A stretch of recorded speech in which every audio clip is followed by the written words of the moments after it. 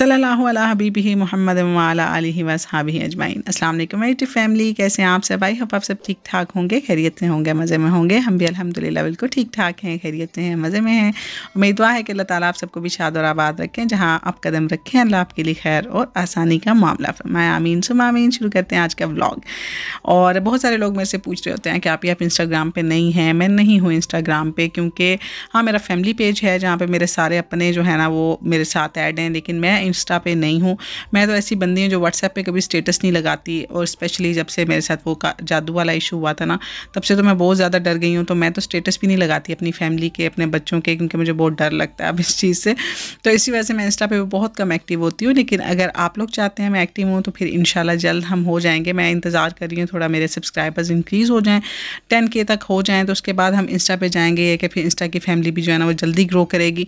और वैसे भी अभी मेरा बच्चा छोटा है, और फिर आपको पता है कि घर को टाइम देना, हस्बैंड को टाइम देना, बच्चों को टाइम देना, तो मैं अभी ये नहीं चाहती कि मेरा जो है ना टाइम जो है ना वो मेरे बच्चों से हटे। तो अगर मैं इंस्टा पे भी चली जाऊंगी तो फिर मैं बहुत ज़्यादा बिजी हो जाऊंगी। यूट्यूब पे भी आपके कमेंट्स के आंसर देती हूँ मैं, फिर मुझे डीएम्स में भी देने पड़ेंगे। तो थोड़ा सा हम वेट करते हैं, फिर इंशाल्लाह इंस्टा पे भी चले जाएंगे। उसके बाद एक और डिस्क्लेमर मैं बार बार देती हूँ। मुझे बहुत सारे लोग कमेंट बॉक्स में आके कह रहे होते हैं कि ये वजीफ़ा जो आपने बताया ना, ये तो फ़लाँ जगह पे पड़ा हुआ है, ये तो फ़लाँ बंदे ने बताया हुआ। देखें, अगर आप यूट्यूब पे जाएँ ना, तो आप अगर बिरयानी की रेसिपी आप देखें तो हर दूसरा चैनल जो है ना वो बिरयानी की रेसिपी बता रहा होता है।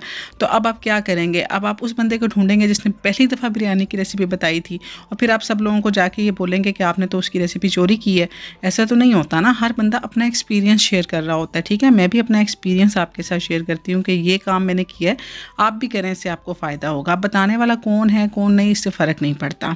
इसी तरह न्यूज़ चैनल्स पे भी जब एक न्यूज़ ब्रेक होती है तो बाकी सारे चैनल्स भी उसी न्यूज़ को चला रहे होते हैं।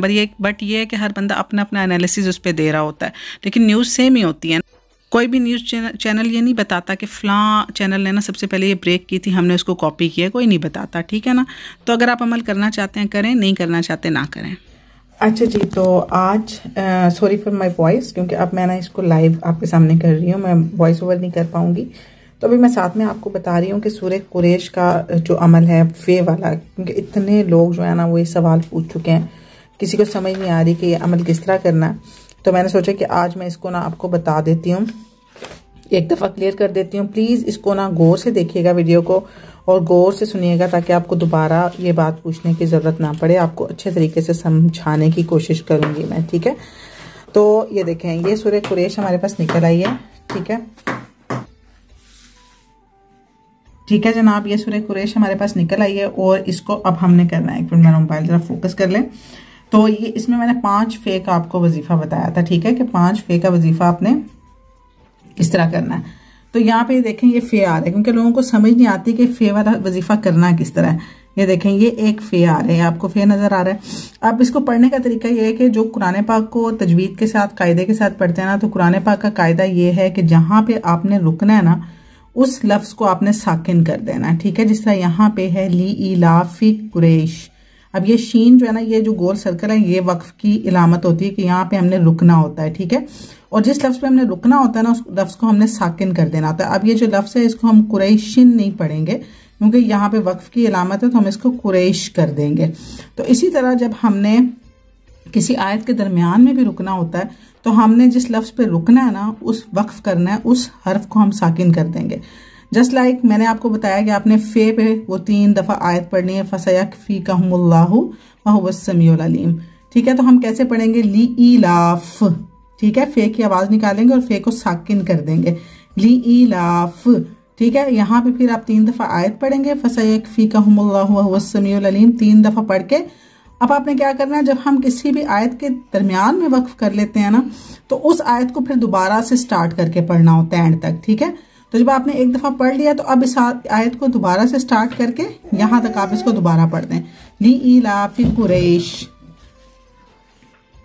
ठीक है, अब आपको समझ आ गई है इस तरह के, ये ली इलाफ, पहले ली इलाफ पढ़ना है, यहाँ पे 3 दफा वो आयत पढ़ के फिर उसके बाद इस आयत को पूरी दोबारा से पढ़ के खत्म कर देना, ली इलाफी कुरैश। उसके बाद यहाँ पे फिर आना है इलाफ, फे पे फिर आपने जो है ना वो वक्फ साकिन कर देना फे को, इलाफ पे रुक के फिर आपने 3 दफा आयत पढ़ लेनी है, और फिर आपने शुरू से फिर इसको शुरू कर लेना है, इलाफिहिम रिहलतश्शिताइ वस्सैफ। ठीक है, ये वैसे ही वक्फ की इलामत है। यहाँ पे आपने वैसे ही रुक जाना है, यहाँ पे फिर आपने 3 दफा आयत पढ़नी है। अब ये जो है ना फ, ये क्योंकि स्टार्ट में आ रहा है तो इसको हम साकिन नहीं कर सकते, तो आप क्या करेंगे कि इस फे से पहले ही आप 3 दफा वो आयत पढ़ लेंगे, इस फे के बाद और इस फे से पहले, मतलब 6 टाइम आप इसी सर्कल के ऊपर वो आयत पढ़ लें। ठीक है, 3 दफा इसके लिए और 3 दफा इसके लिए। ठीक है, और उसके बाद आप पूरी आयत जो है मुकम्मल कर दें और एंड पे फिर जो फे है वो साकिन हो जाता है खौफ, तो इस फे पे फिर आप 3 दफा आयत पढ़ लें। तो अब आपका ये जो पूरा सूरह कुरैश वाला अमल है क्लियर हो गया। आप चाहें तो इसको अपने मोबाइल में इसका नक्श सेव कर लें, क्योंकि एमरजेंसी का जो है वो वजीफा है, किसी भी जगह पे आप मौजूद हों आप ये वजीफा कर सकते हैं। कोई मसला दरपेश आ जाए तो उसके लिए ये है कि अगर आपके मोबाइल में नक्श होगा तो आपके लिए बहुत आसानी होगी पढ़ने में, आपको पता होगा कहाँ पे आपने रुकना है और कहाँ पे रुक के आपने वो 3 दफा आयत पढ़नी है। ठीक है, तो ये आज क्लियर हो गया आप सब लोगों के लिए, इसको प्लीज गौर से समझ लीजिएगा। अब इसके बाद जो दूसरा अमल मैं आपको बताने वाली हूँ वो अमल है जादू का। जिस तरह कि मैं काफ़ी वीडियोस में आपको बता चुकी हूँ कि आप किस तरह पता कर सकते हैं आप पे जादू है या नहीं, क्योंकि बाज़ औक़ात हम वहमी हो जाते हैं, हमारा कोई एक आध काम ख़राब होता है और हम फ़ौरन से ना नेगेटिव सोचना शुरू कर देते हैं, फ़लाँ ने हम पे जादू करवाया हुआ है, फ़लाँ है ही ऐसा, फ़लाँ, मतलब हम गुमान करना शुरू कर देते हैं ना। तो या फिर हमें पता नहीं होता और हम किसी ऐसे आमिल के पास चले जाते हैं, हमें कोई मशवरा देता है फ़लाँ के पास जाओ, और जाते हैं, वो ऑलरेडी आमिल होता है और अगर आपके ऊपर नहीं भी होता ना तो वो सिर्फ पैसे कमाने के लिए वो आप के ऊपर कर देता है या आपके पीछे कोई ऐसी चीज़ छोड़ देता है जो आपको तंग करती है। फिर आप कहते हैं कि आपको यकीन आ जाता है कि हाँ जी वाकई हम पे जादू है, और आप फिर से उसके पास जाने लगते हैं और उसका काम तो है पैसे कमाना, और वो इसी तरह आप लोगों को जो है ना वो अपनी तरफ लगाते हैं। तो पहले आप खुद घर में कंफर्म कर लें कि आपके साथ मसला है क्या, फिर आप उसके ट्रीटमेंट की तरफ जाएँ। ठीक है, बजाय इसके कि आप जगह जगह जाके अपने आप को मुसीबत में डालें। उसके लिए तरीका क्या है कि आप कोई भी शर्ट ले लें, शर्ट वो हो जो आपने पहनी हुई हो, ठीक है, जो आपके जिस्म के साथ लगी हुई हो, धुली हुई शर्ट नहीं लेनी, बल्कि ऐसा करें कि ऐसी शर्ट जो आपने रात को पहन के आप सोए हैं ना, सुबह वो शर्ट आप ले लें। इस तरह की ये मेरे हस्बैंड की शर्ट है, इस तरह आप अपनी शर्ट भी ले सकते हैं।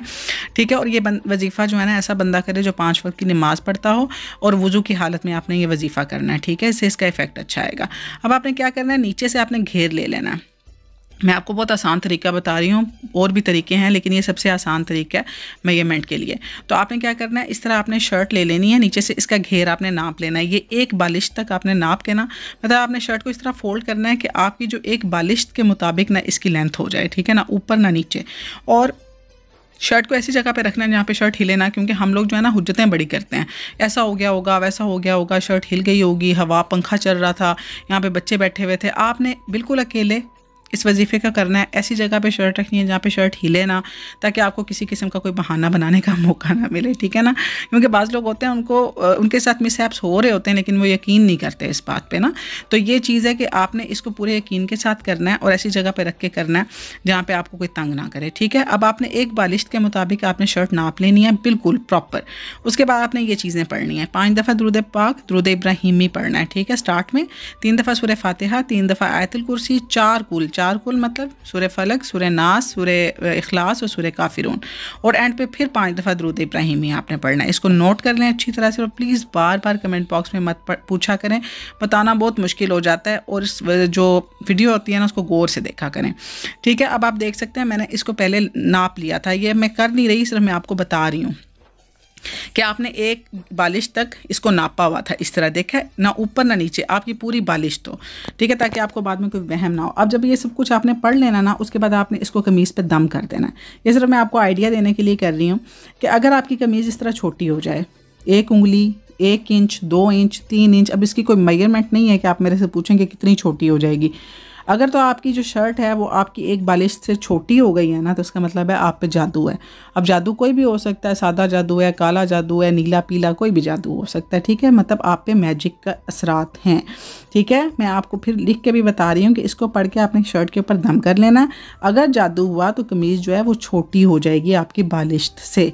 ठीक है, अब अगर आप दोबारा अगर आपने नापा है और आपकी कमीज़ लंबी हो गई है, नापना 1 दफ़ा ही है, मैं सिर्फ आपको 3 चीज़ें आती हैं ना, या जिन्नात हैं, या जादू है, या फिर बीमारी है। तो अगर शर्ट लंबी हो गई है, इस तरह की मैंने आपको दिखाया, सेम इसी तरह 1 इंच, 2 इंच, 3 इंच, अगर तो लंबी हो गई है तो इसका मतलब है आप पे जिन्नात हैं, आसेब हैं, या बाहर के कोई असरात हैं, क्योंकि बाज़ औक़ात हम ऐसी जगह पे बैठ जाते हैं शाम के टाइम, मगरिब के टाइम छत पे होते हैं, तो कोई चीज़ें हमें तंग करना शुरू कर देती हैं, तो वो भी आपके साथ मसाइल हो सकते हैं। और तीसरा, अगर तो शर्ट बिल्कुल नॉर्मल है, जितनी थी उतनी है, तो इसका मतलब है आपको जिस्मानी बीमारी है, आप अपना इलाज करवाएं, कोई वहम करने की ज़रूरत नहीं है, मेडिसिन लें।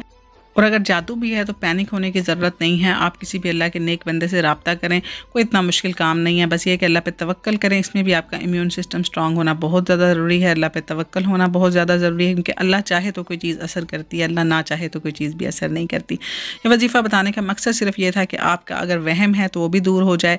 अगर आपको लग रहा है, और कुछ लोग जो हैं उनको होता है लेकिन वो यकीन नहीं करते, तो उनको यकीन आ जाए।